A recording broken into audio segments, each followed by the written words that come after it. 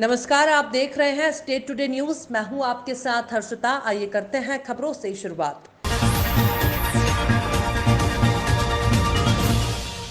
उज्जैन सहकारी दुग्ध संघ में पूर्व में हुए घोटाले का नए सीईओ डीपी सिंह ने खुलासा करते हुए बताया कि प्राथमिक जांच में 30 लाख के घोटाले का मामला सामने आया है, जिसके बाद 2 अधिकारियों को निलंबित भी कर दिया है।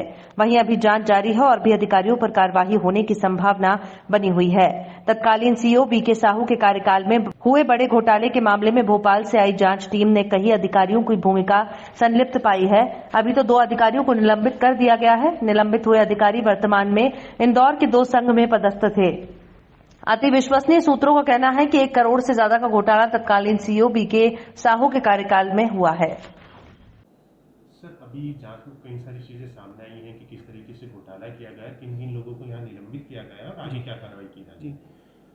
अभी तक जो हेड ऑफिस ने जांच की है इस सिद्धि प्रकरण में, उसमें 2 लोगों को सस्पेंड किया गया था जो जनरल मैनेजर प्लांट ऑपरेशन उस टाइम पर रहे थे, मिस्टर बीके मौर्य और मिस्टर अनुज कुमार। तो 2 लोगों को सस्पेंड किया है। बाकी उसके बाद में ये इनिशियल जांच के आधार पर सस्पेंड किए हैं। आगे विस्तृत जांच इसकी चल रही है।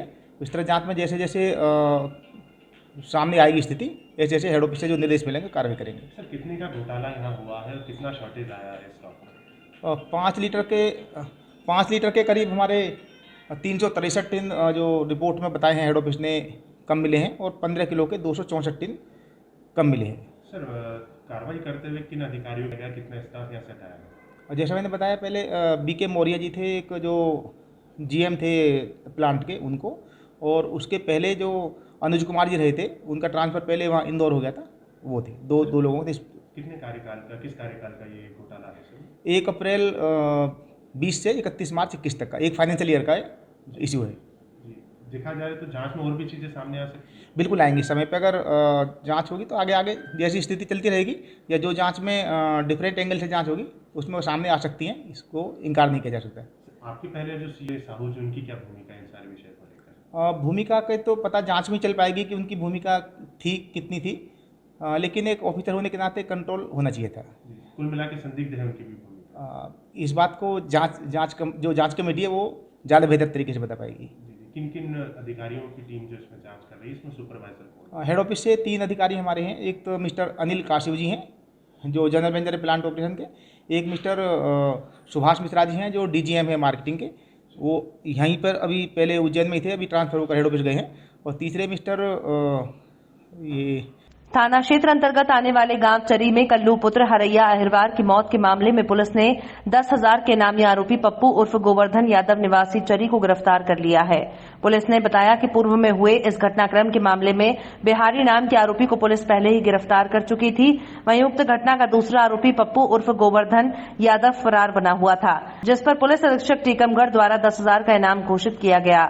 वहीं जतारा एसडीओपी योगेंद्र सिंह भदौरिया के मार्गदर्शन में टीम बनाकर हत्या के मामले में फरार चल रहे आरोपी पप्पू उर्फ गोवर्धन यादव चरी तेगेला के पास से पुलिस ने बिना देर किए ही आरोपी पप्पू यादव को गिरफ्तार कर लिया है।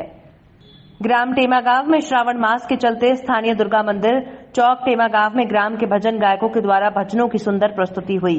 भजन गायक कुंवर सिंह राजपूत, अमित मालवीय और दिनेश मालवीय के साथ ढोलक पर प्रदीप पगारे के द्वारा भजन गाए गए और रात्रि में गांव के श्रोता सुंदरलाल लोवंशी, सुरेश योगी, निर्भय दास मालवीय, कैलाश वर्मा, रामरुद्र शर्मा, रामस्वरूप लोवंशी, रामदास राजपूत और अन्य ग्रामीण उपस्थित रहे, जिन्होंने रात्रि में भजन गायकों द्वारा गाए गए माता रानी के भजनों का आनंद लिया।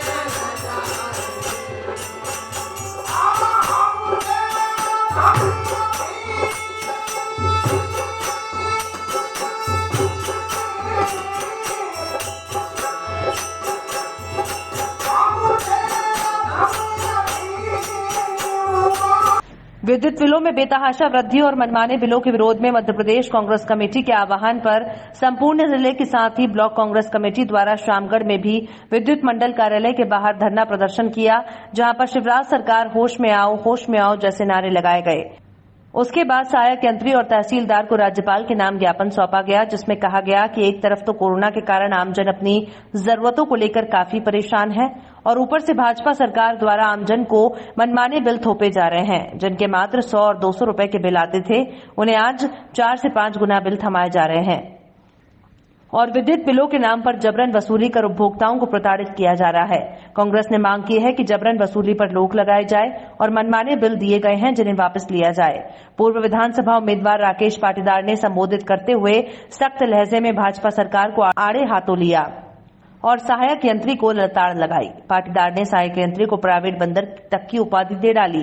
धरना प्रदर्शन को पवन पांडे, सोनू जायसवाल, पंकज मुजरावदिया, प्रमोद फरक्या, ऋतिक पटेल आदि ने भी संबोधित किया। ज्ञापन देने वालों में कई कांग्रेसी कार्यकर्ता और पदाधिकारी मौजूद थे।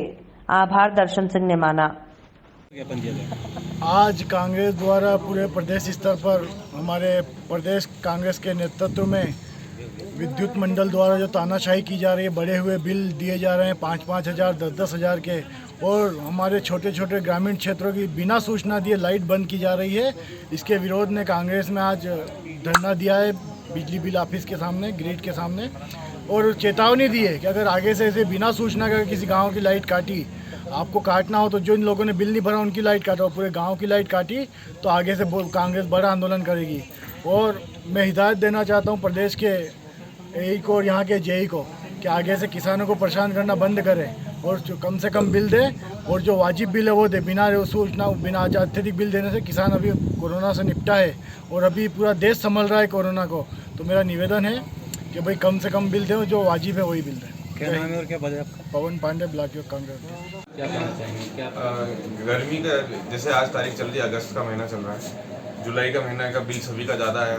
गर्मी के कारण कंजप्शन वैसे बढ़ ही जाता है। सभी के मीटर से रीडिंग चल रही है, वो मीटर के रिगार्डिंग ही अपन बिल भी दे रहे होंगे। लेकिन चूंकि गर्मी ज़्यादा थी तो खपत घर में सभी घरों में औसतन ज़्यादा ही थी, तो उस कारण से बिल ज़्यादा था। अब हाल तो जो भी प्रोसीजर है, सरकारी जो भी तंत्र है, उसी के माध्यम से बिल आ रहे हैं। बिल में कोई भी बढ़ोतरी ऐसी सामने आ रही बातें कि बिना सूचना के लाइट काट दी जाती है, इसमें आप क्या कहना है? बिल की ड्यू डेट आती है भरने की 13 तारीख होती है, क्या अंतिम तिथि है। वो तिथि सभी के ज्ञान में है कि 13 तारीख है, और जो भी कनेक्शन काटे गए हैं वो 25-26 के बाद ही काटे गए हैं, मतलब 20-22 के बाद ही काटे गए। फिर भी नहीं तो 13 से 26 तक क्या अपने कर्मचारियों ने उनको सूचित किया है कि आपके 7 दिन में कनेक्शन कट जाएंगे? 3-3 बार। जिस तरह यहाँ पर देखा गया है कि राकेश पाटीदार द्वारा एक आरोप लगाया गया कि सीधा सीधा गांव में डायरेक्ट जाकर बिजली काट दी गई है, उस आरोप में कितनी सत्यता है? ऐसे कितने ही गाँव हैं जहाँ पे बिल ही नहीं भरा है लोगों ने। जहाँ बिल नहीं भरा है वहाँ पे लाइन में 3-3, 4-4 बार गए हैं, बोलने भी हैं कि बिल भरिए आप लोग, लेकिन कोई नहीं बिल भरा ही नहीं। तो फिर मजबूरन फिर किसी ने काटा होगा। हमने तो वैसे हमारे शामगढ़ क्षेत्र में तो कहीं पे भी कुछ भी काटा नहीं है। सर क्या नाम है पद आपका? Himanshu Singh Chauhan, assistant engineer. मनासा में आशा उषा सहयोगिनी संयुक्त मोर्चा और सीटू के बैनर तले अपने मानदेय बढ़ाने को लेकर सीटू के विजय बैरागी के साथ 200 से भी अधिक कार्यकर्ताओं ने मुख्यमंत्री शिवराज सिंह चौहान, स्वास्थ्य परिवार कल्याण मंत्री प्रभुराम चौधरी के नाम एसडीएम मनीष कुमार जैन और बीएमओ निरुपमा झा को ज्ञापन सौंपकर मांग की है कि सरकार हमें जीने लायक सम्मानजनक वेतन दे। वहीं पूर्व में भी वेतन वृद्धि को लेकर ज्ञापन सौंपा गया था, जिस पर मुख्यमंत्री शिवराज सिंह चौहान ने आश्वासन दिया था कि आशा उषा सहयोगियों का वेतन बढ़ाया जाएगा। उसके बाद भी आज तक हमारी मांगे पूरी नहीं हो सकी। वहीं हमें भी जीने लायक 10,000 रुपए सम्मानजनक वेतन दिया जाए। वहीं ज्ञापन में यह भी कहा गया कि सरकार हमारी मांगों पर विचार नहीं करती है तो हम सभी 9 अगस्त को पूरे मध्य प्रदेश में हड़ताल और भोपाल विधानसभा के सामने धरना किया जाएगा, जिसकी समस्त जवाबदारी सरकार की होगी।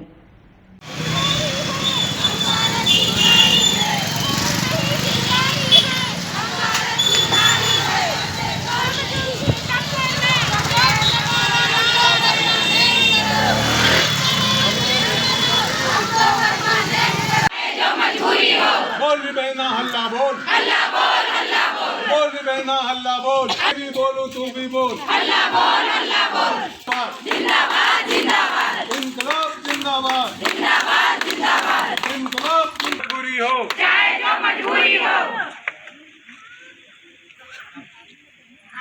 हम बात कर रहे हैं मध्य प्रदेश आगरमालवा जिले के सुसनेर तहसील की, जहां पर सुसनेर मोड़ी के समीप गांव पायली में शमशान की भूमि पर दबंगों ने अतिक्रमण कर कब्जा कर रखा था, जिसकी खबर मीडिया द्वारा प्रकाशित करने के बाद बुधवार को दोपहर में तहसीलदार संजीव सक्सेना पुलिस बल के साथ पायली पहुंचे और दबंगों द्वारा अवैध रूप से अतिक्रमण कर कब्जा की हुई शमशान की शासकीय भूमि को अतिक्रमण से मुक्त करवाया। आपको बता दें कि तहसीलदार द्वारा भूमि पर अवैध रूप से कब्जा कर बैठे ग्रामीणों की भूमि को नपवाकर शेष बची हुई भूमि को शमशान के लिए आरक्षित कर जेसीबी से खाई खुदवाकर सीमांकन करवाया गया। वहीं कार्यवाही से असंतुष्ट ग्रामीण कमल भिलाला, शिव सिंह, बाबूलाल पाटीदार, पप्पूलाल पाटीदार, डॉक्टर प्रेम नारायण पाटीदार, घनश्याम सेन, अनिल सोनी, बापूलाल, विष्णु प्रसाद शर्मा आदि ग्रामीणों का कहना है कि प्रशासन सही तरीके से कार्यवाही नहीं कर रहा। दबंगों ने शमशान की 5 बीघा भूमि पर कब्जा कर रखा है, लेकिन प्रशासन सिर्फ 2 बीघा के लगभग जमीन ही अतिक्रमण मुक्त करवा पाया है। प्रशासन की कार्यवाही से असंतुष्ट कुछ ग्रामीणों ने प्रशासन द्वारा बनाए गए पंचनामे पर हस्ताक्षर भी नहीं किए। इस कार्यवाही के दौरान प्रशासनिक अमले में तहसीलदार संजीव सक्सेना, पटवारी रामलाल गुनावत, एएसआई प्रकाश चंद्र चौधरी, प्रधान आरक्षक जगदीप गुजराती, अमित कुमार, सरपंच कन्हैयालाल मालवीय, कैलाश चंद्र मालवीय आदि उपस्थित रहे। खबरों में फिलहाल इतना ही। आप देखते रहिए स्टेट टुडे न्यूज।